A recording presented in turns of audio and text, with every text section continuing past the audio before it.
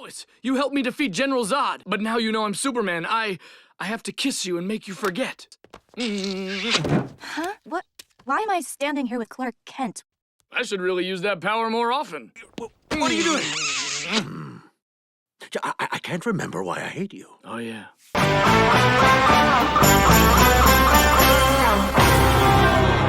Hello there, gang, and welcome to Displaying-Model-Behaviour, the Earth's mightiest action figure video podcast, but not just action figure video podcast. This is Good News, where we talk about all the nerdy news that you need to know about. And with that in mind, I am going to start covering a whole bunch of extra topics besides action figures. Now I'm doing this full time. I can take the time to cover things like comic books, movies, video games, pro wrestling, and all points in between. But if you want to skip straight to the action figure news, then you can do by going to the timestamp down below. But before you click on that, if you'd like to click the like button, I would really appreciate that. As, was it Watch Mojo or Marvelous Videos? One of them says, it's a small click for you, but a big thing to me. So I'm very grateful for that. Now that that's out of the way, we got a whole bunch of news to talk about. So let's talk about it. I want to kick off this episode with some comic book news because the Age of Apocalypse is coming back, baby. This is a big one for me. Being the child of the 90s that I am, Age of Apocalypse is my jam. Just hook it to my veins. Now, don't get me wrong, we've had new Age of Apocalypse stories told over the last 30 years. Whew, has it really been that long? But yes, 13-year-old Dave was reading AOA with his jaw on the floor. And now we're getting an official sequel. I know, as I said, they've continued the story in things like Uncanny X-Force, and we've had mini-series, but this is a direct sequel. And it asks the obvious question. There's this wonderful quote in the write-up. It says, "Tell me you haven't had the same question gnawing at you, Eric. Apocalypse was killed by you. The humans set off a nuclear arsenal destroying this planet. We all died. And yet, why are we still here?"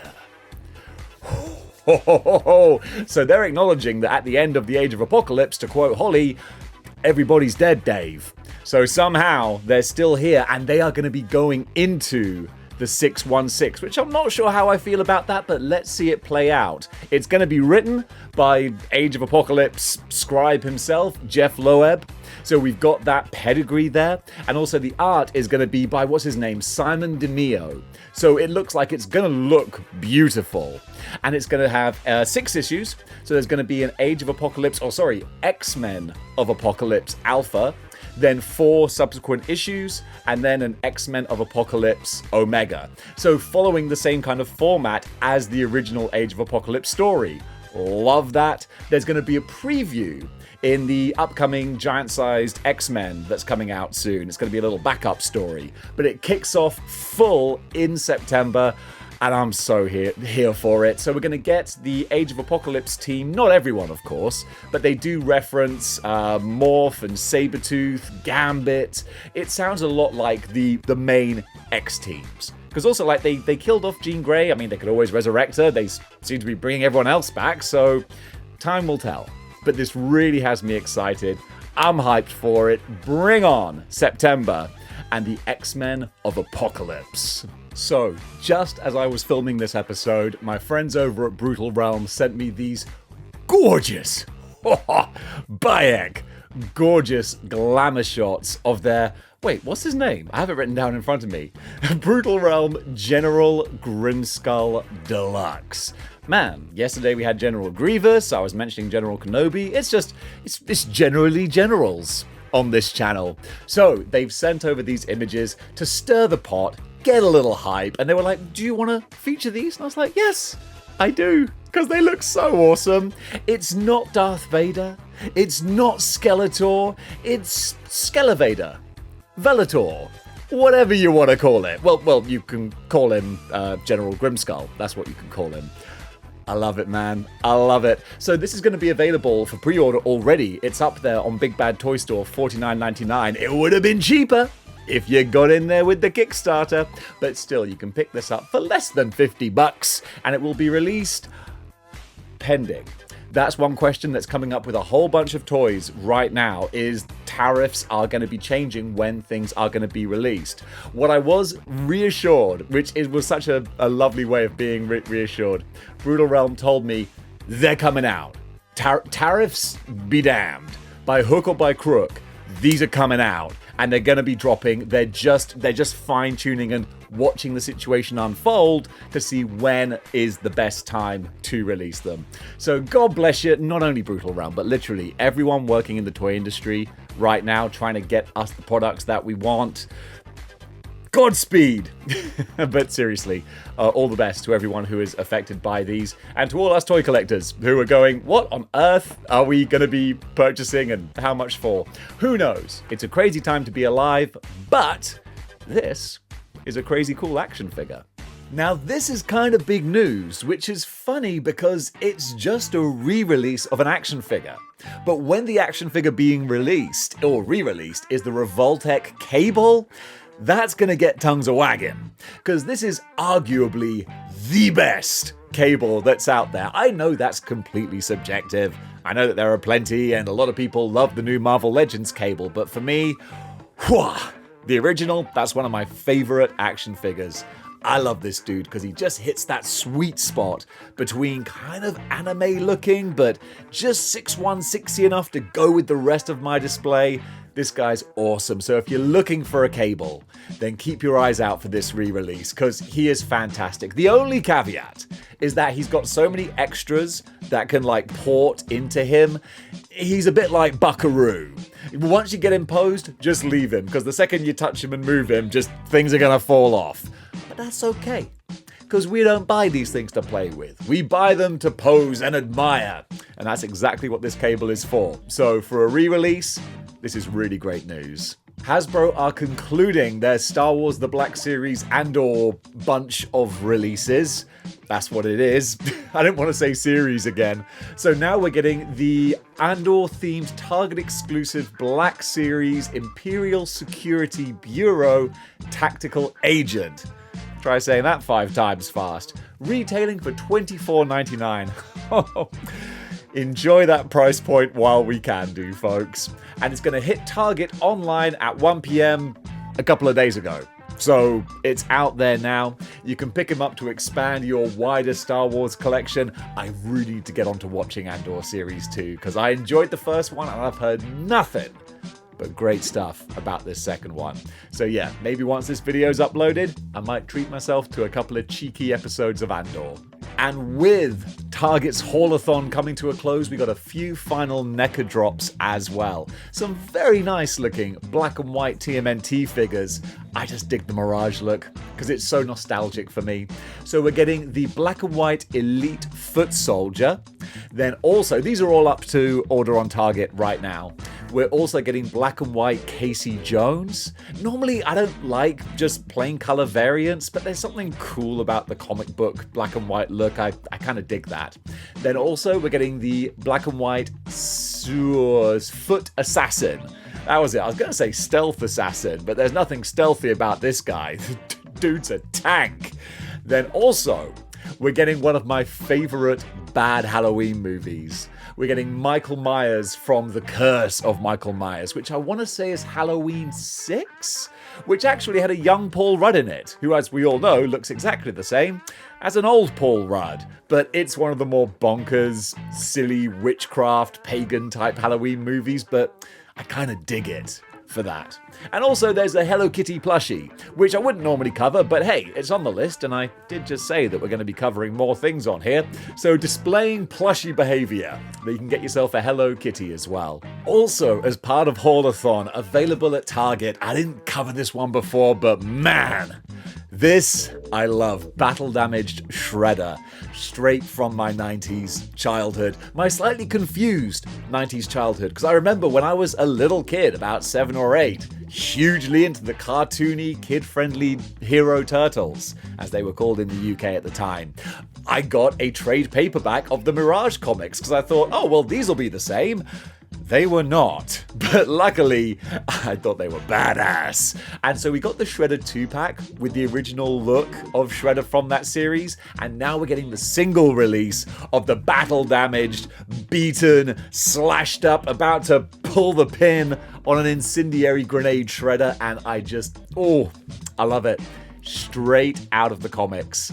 It's really cool, man. Really, really cool. Available at Target as part of Haulathon. This might be one of my favorite NECA releases. Higher Toys are showing off another addition to their Walking Dead line. This time it is the 1/18th scale Michonne from, is it Fear the Walking Dead? No, it's The Ones Who Lived. How many spin-offs are there? You would have thought they'd run out of zombie stories, but hey, people are gobbling them up like, I don't know, like zombies gobble up people. It's the circle of zombies, and Michonne looks pretty badass. I've never actually had a Higher Toy in hand yet, but I do plan to one of these days, maybe when they finally release their 1/12th scale RoboCop. In the meantime, this one is going to be $24.99 and should be releasing around about Q2 of next year. Revoltech are showing off their new Ninja Gaiden figures, and they look real pretty. They really, really do. This is the upgraded Ryu Hayabusa with the blade, and also we're getting Kasumi as well. No word on pre-order information, when they're going to be released or how much they're going to cost. We just got the pretty pictures. And Ryu from the original reveals ages ago. We've seen how good this guy looks. He looks bee's knees. Revoltech, you gotta kind of get the right angles so that you hide some of the dumbbell joints and things. But when you do, when you hit that sweet spot, and this Kasumi figure, I think this might be the best looking female figure that they've done. The details and like just the what I'm trying to say, like not contortions, proportions. That's what I was trying to say. The proportions of the body, it all seems to just fit together really nicely with the ability through Revoltech to craft some nice martial arts type poses. Yeah, this is a really good looking pair. Playmates are releasing some new TMNT figures based off of the Shredder's Revenge video game. And if you've not played Shredder's Revenge, but you're a Marvel fan, then you might want to check it out, because the same company who made Shredder's Revenge are making Marvel Cosmic Invasion, which for me bodes very well for that game franchise. And these turtles look kind of fun. I think they might have been released originally as a 4-pack. I'm not 100% sure about that, but now you can buy them individually as well, courtesy of Playmates. Valarverse continuing to crush it with their figures. This cyber assassin type guy, I'm calling him a cyber assassin just because that's what my mind's eye calls him. So what we actually have here, his real name is the Praetorian. Although join the Patreon if you'd like. The Praetorian. There you go, third time's a charm. Praetorian Wraith. The figure is a convention exclusive. It will also have a clear Wraith version as well, limited to 100 pieces. The figure is going to be available at the Shop the Curiosity convention. So you can check that out and hopefully grab one of these guys, because the Praetorian Wraith, now that I pronounce it properly, I'm going to keep using it. The Praetorian Wraith? Yeah, that's another banger from Valarverse. A little random preview of something that's just kind of cool. Looks like a weird creature out of Masked Rider or Kamen Rider. It's not, apparently. This is Armor Man, which is a Hong Kong sci-fi action comic with a wicked Guyver-looking design as well. Bit Guyver-y, too. Getting a big banger Guyver from this. So Dark Comics and Toys Limited X 30. So we know 30. They are makers of many a great action figure. And it's 1/12 scale as well, in case y'all were wondering. It's the good Lord scale. 1/12, so it comes out into about 7 inches, because he's obviously a big character. So he's coming soon, but we don't have any information on price or release date yet, besides these pictures, and judging from these, when he drops, it's going to look pretty badass. In movie news, potentially, the new director for the upcoming Marvel Studios relaunch of the X-Men has been shortlisted, or at least someone is talking to someone. The director of the Thunderbolts, who's currently probably in Marvel's good graces right now, has been potentially rumored to direct the new X-Men movie. So I've got a little report here that says from Deadline, Marvel Studios has reportedly entered early talks with Thunderbolts director Jake Schreier to helm the X-Men movie. According to Deadline, while it's unknown where things stand in the deal-making process, they've had meetings with Marvel Studios and they've discussed going forward with him directing X-Men. Hey! I thought his direction was perfectly competent in Thunderbolts, and what we got was a good, serviceable movie. So if he can lend that kind of workmanlike performance to X-Men, well, hey, that might not be a bad thing. In video game news, there's a trailer for a game that looks right up my street. Sick Samurai. This looks like a beautiful kind of mashup of Hotline Miami with samurai swordsmanship and just some badassery kind of thrown in there. I love the look of this. It looks so cool. So it's going to be launching on Steam in the first quarter of next year. So we got a little while to wait for it.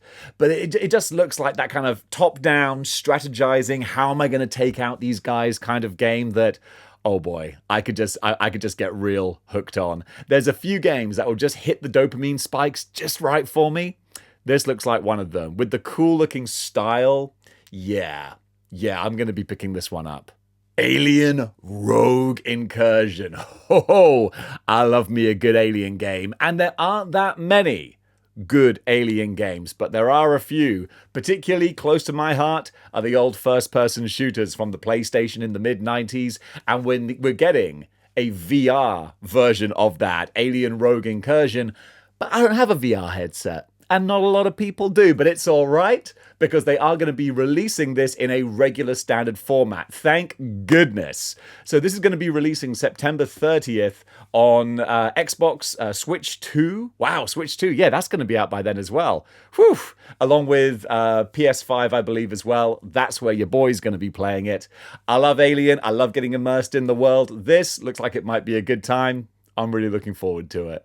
We've just got the solicits for giant-sized, amazing Spider-Man #1, with 4 stories and a few interesting little takes going on here. So let me just read off the gumph, because there's some interesting gumph for this. You know me, I'm a big Spider-Man fan.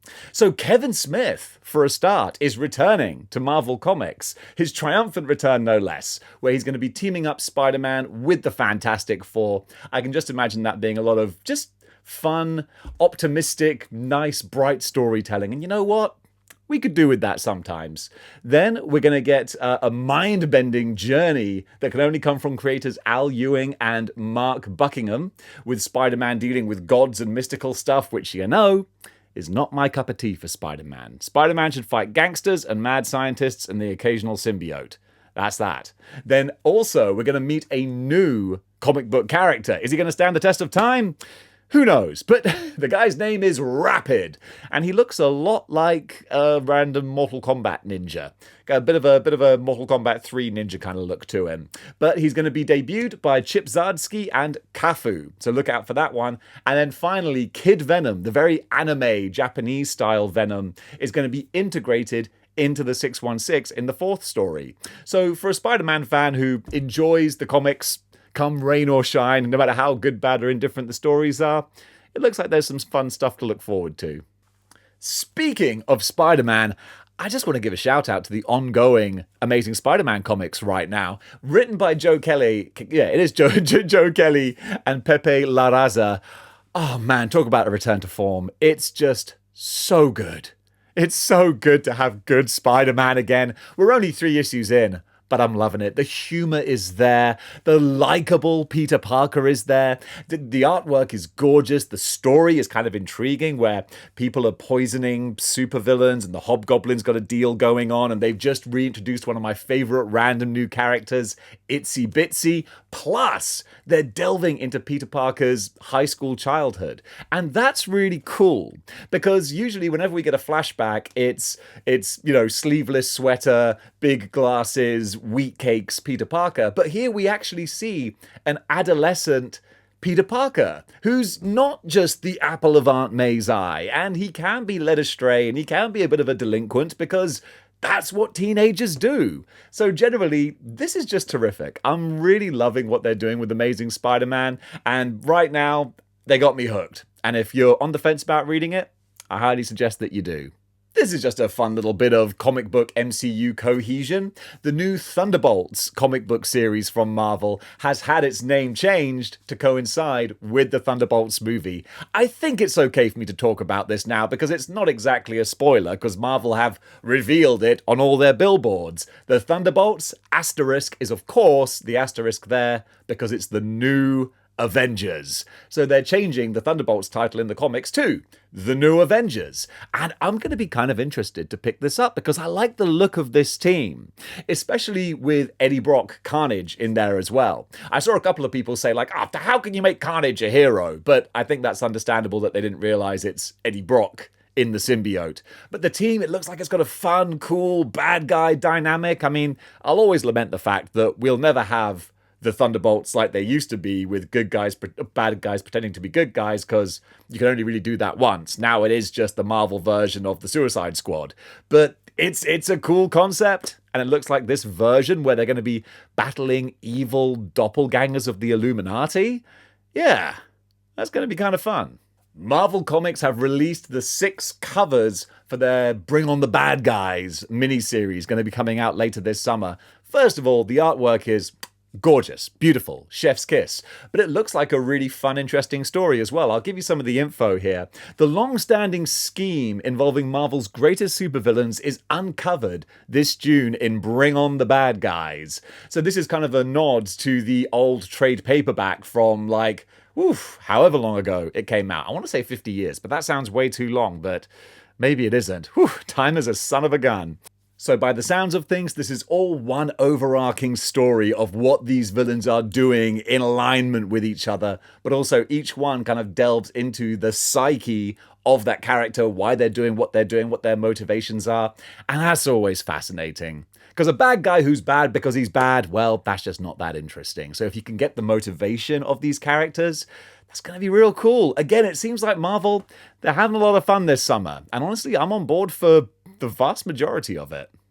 DC Comics Absolute titles are gearing up for their first big crossover event, which is taking shape and might be kind of interesting. I read Absolute Batman, I thoroughly enjoyed it, and I would have read more, but budgetary reasons. You guys get it. But now we've got Absolute Batman, Superman, Wonder Woman, Flash, I think Green Lantern as well. So we got some further information here. It says the Absolute Universe storylines are beginning to connect ahead of the major Absolute crossover in 2025.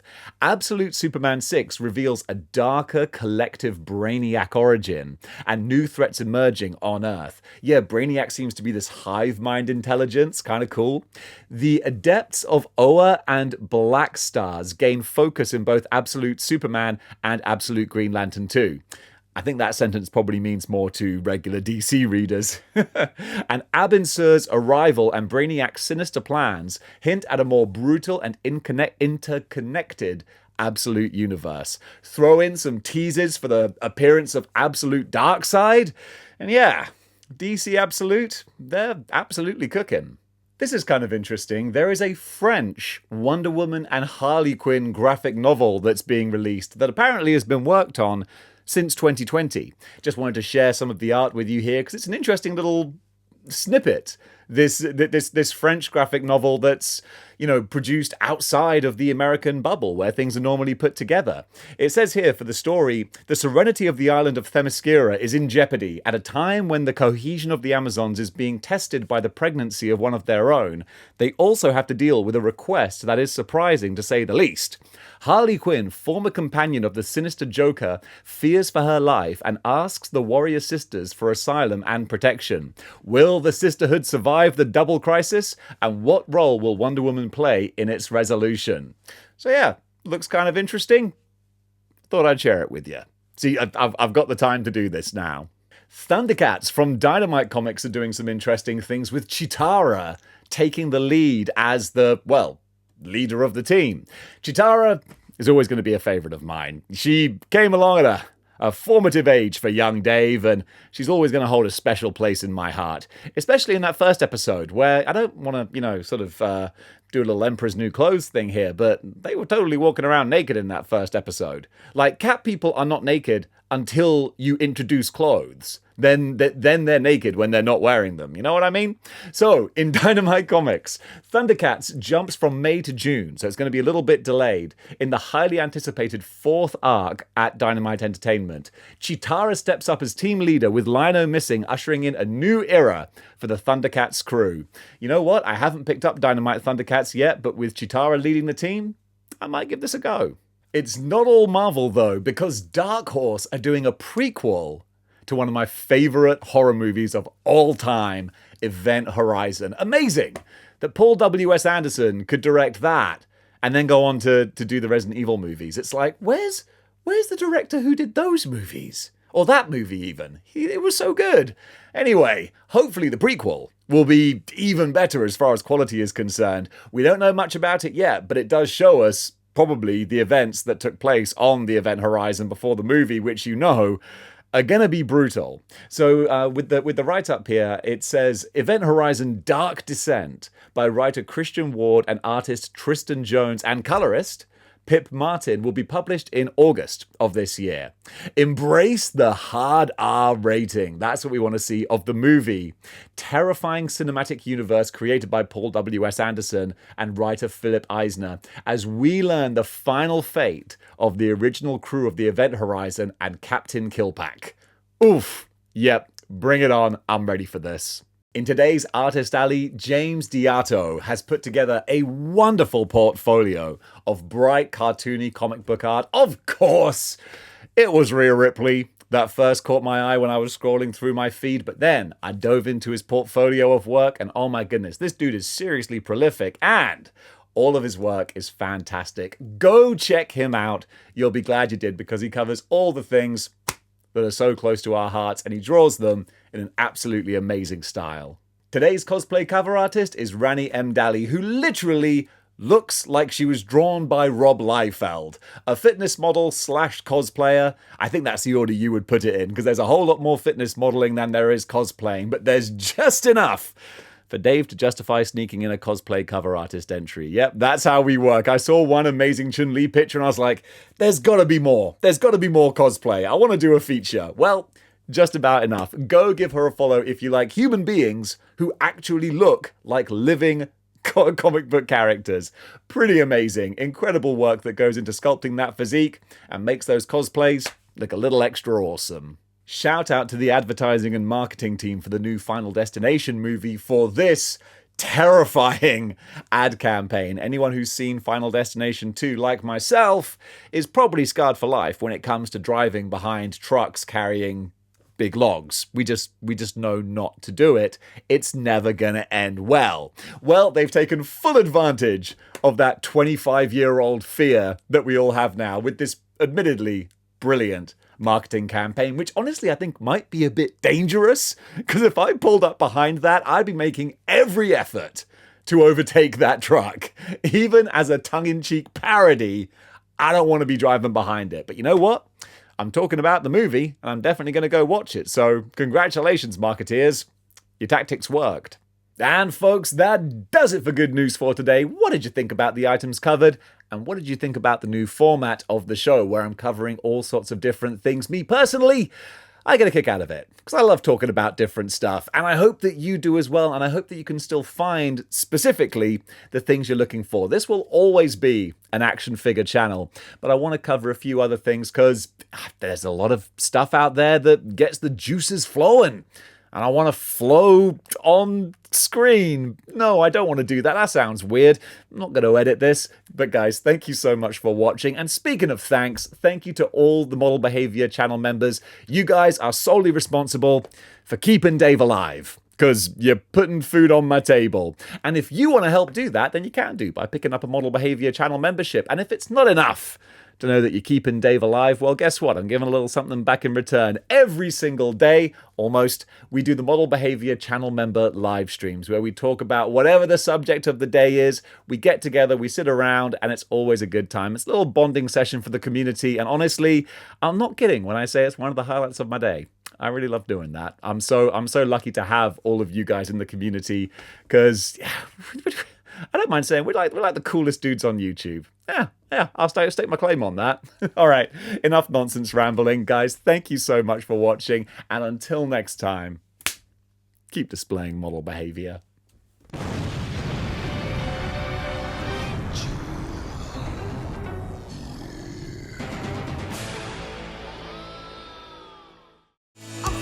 Another job well done.